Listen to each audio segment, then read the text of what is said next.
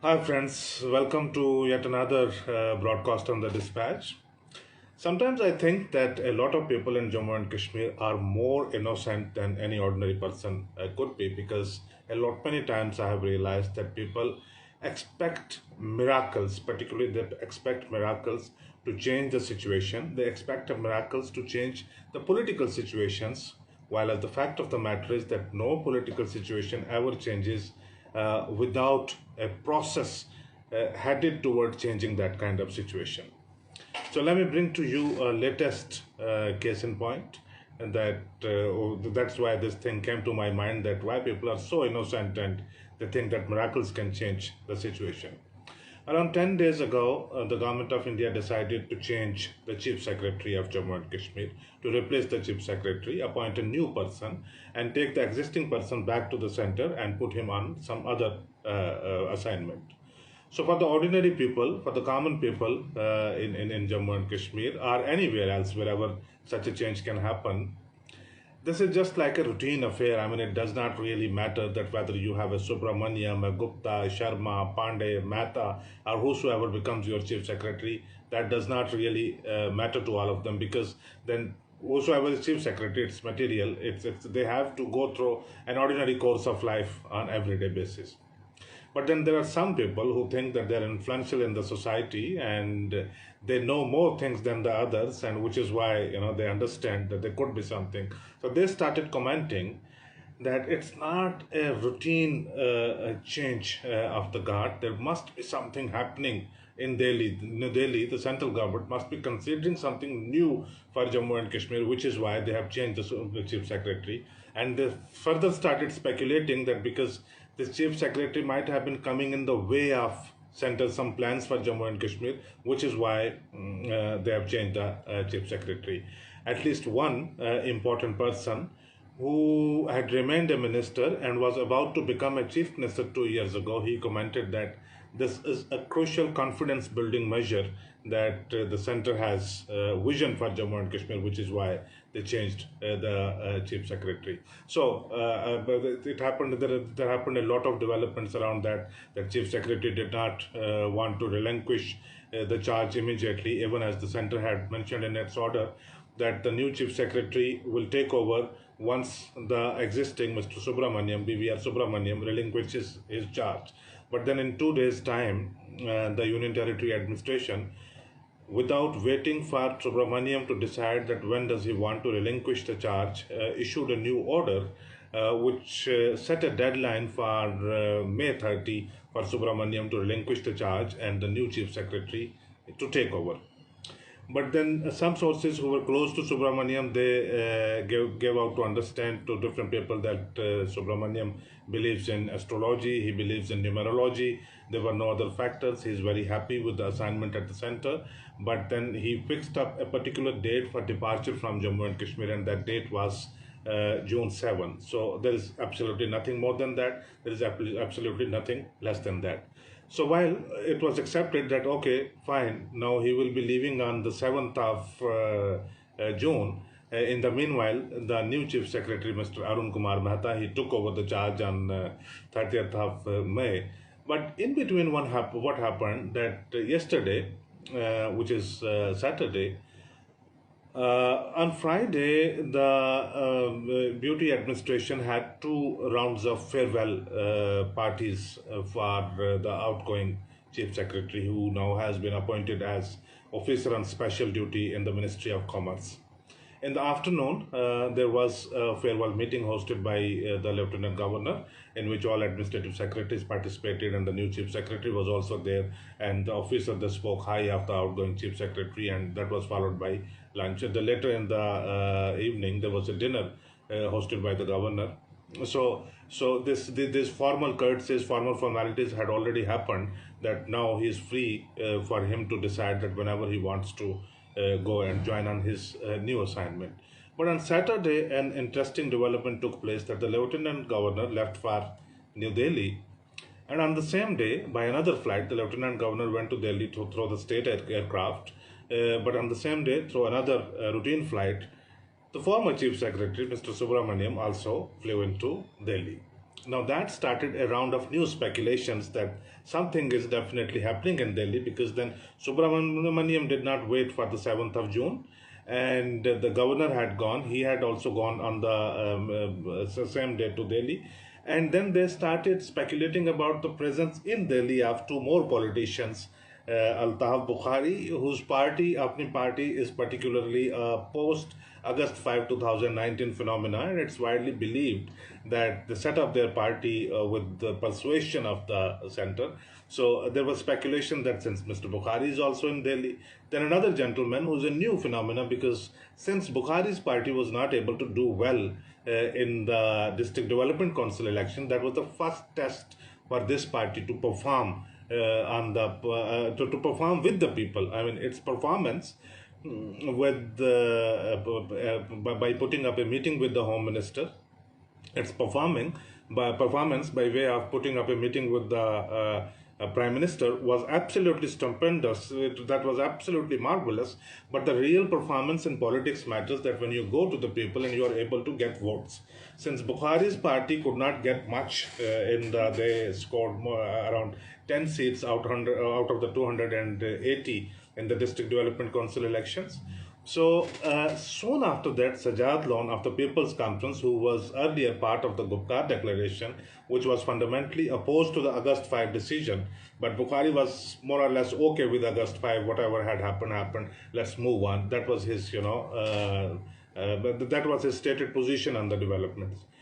Now, more and more people started joining Sajad Lone's party, that's People's Conference, and it started appearing that, the Sajad Lone enjoys more ears and more eyes in Delhi now than Bukhari ever enjoyed. So this speculation was that not only the Lieutenant Governor, not only Mr. BVR Subramaniam, but Mr. Altaf Bukhari and Sajad Lone are also in Delhi. So which meant that there is something of a grand scale going to happen in Jammu and Kashmir. These Apni party guys, as they keep on doing every now and then, they started feeding among their people that, look, there is an advisory council that's going to be set up by the center for Jammu and Kashmir. So these discussions in Delhi are happening about that advisory council. Some people started giving speculation that, there are discussions going on in Delhi for restoration of state to Jammu and Kashmir. I mean, thinking of miracle, that since these 4 or 5 people are there in Delhi, so there is a miracle going to happen. So let's understand that what does happen that when all these 4 or 5 are together in Delhi. When they are together in Delhi, it does not really mean that they are having a meeting with the National Security Advisor or the Home Minister or the Prime Minister.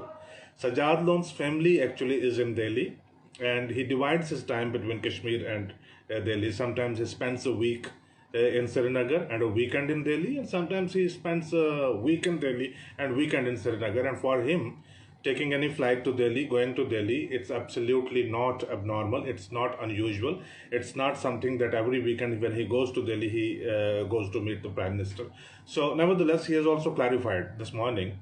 He allowed the rumors and speculations to take rounds on the Twitter the whole Saturday.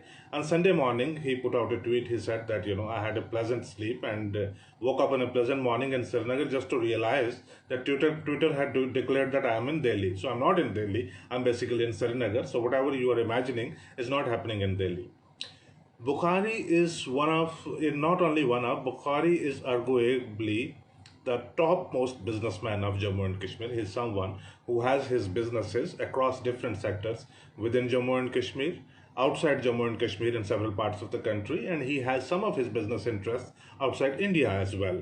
So in terms of volume of his business, in terms of its diversity, and in terms of number of people he employs at his different units, he is arguably number one businessman of Jammu and Kashmir, and someone who is the topmost businessman in Jammu and Kashmir. It's very normal for him to fly to Delhi or any other place whenever he wants. I mean, I would say to the extent that if there are no flights taking place because of pandemic or something else, and Bukhari has an urgent thing to do on the front of his business, he would rather call a chartered flight to go to Delhi or Bangalore or even outside the country whenever there is a requirement. So it's not unusual for him to go to Delhi, that when he flies out to Delhi and you start thinking that there is going to be a meeting with the Prime Minister or someone to have the statehood restored to Jammu and Kashmir. Now lastly, the statehood is not restored just by a coincidence presence of the lieutenant governor or one or two odd politicians from Jammu and Kashmir and Delhi. You remember that Jammu and Kashmir was downgraded from the state to union territory by way of a process that involved the Parliament of India. So there is an act, there is a legislation of the Parliament of India passed by both houses that's called as Jammu and Kashmir Reorganization Act that has been passed by the Parliament of India. It's by virtue of the Jammu and Kashmir Reorganization Act that Jammu and Kashmir was bifurcated and declared as a union territory. Now, if this place is again to be elevated to the status of a state, so this has to happen through the Parliament of India, and it's not going to happen through a weekend meeting in Delhi. And the weekend meetings are not unusual. Like when Omar Abdullah was chief minister, he would travel. His family was in Delhi. He would travel to Delhi almost every weekend. When Ghulam Nabi Azad was chief minister, he was basically a Jammu and Kashmir person, but who always lived and did his politics in Delhi. So he would always go almost every weekend. He would go to Delhi and come back on Monday. So that does not mean that he would have a prime meeting with the. Even in case of Ghulam Nabi Azad, he had more frequent chances of meetings with prime minister than any other chief minister ever had. Mufti Said similarly used to follow this pattern that while Vajpayee was prime minister, he would go and meet Vajpayee or Advani, if not every weekend, at least a fortnight or once in a month. And when Manmohan Singh joined as a prime minister, took over as prime minister in 2004, Mufti had very frequent meetings with prime minister and the chairperson of the United Progressive Alliance Coordination Committee, which is Congress President Sonia Gandhi. So there is nothing unusual. So if someone thinks that these 4 or 5 persons, if they are together over a weekend in Delhi, so that's going to create something big of such a bigger scale that's going to restore state for Jammu and Kashmir. It's not going to happen like that. It's like expecting miracles that we're not going to do anything, but some miracle is going to happen in Delhi that's going to change the situation. The very important thing that I mentioned in the very outset, and I said that why do people expect miracles? Why do people believe in miracles? That some miracle will happen and that will change the political situation? Because there is very little faith people are left with in the political institutions and the political processes. So they don't think that something happening at a political level, a sustained political campaign will happen to restore the political status of Jammu and Kashmir, the statehood of Jammu and Kashmir. So people think that it's not going to happen like that. It depends entirely upon what kind of mood and what kind of imagination and what kind of new calculations are happening in New Delhi. So it's only them that they will decide that when is the right time to restore the statehood to Jammu and Kashmir, if at all. But the underlying feeling, it's not only in Kashmir Valley, but it's in a great measures in Jammu region. I was seeing the Facebook and Twitter timelines of people who were apparently not aware of the laws or the processes for restoration of a union territory to the state. But I saw their dreams and their imaginations and their expectations that statehood on cards, that's something that was taking rounds since yesterday. So the underlying feeling, the underlying sentiment is that almost everyone wants the statehood to be restored so that people have greater participation in the process of governance and administration. They have a greater participation and access in the process of decision making. But then no one knows that what to do for that. Everyone thinks that let a miracle happen in Delhi and the state would returns to Jammu and Kashmir. Thank you very much for watching this quick episode.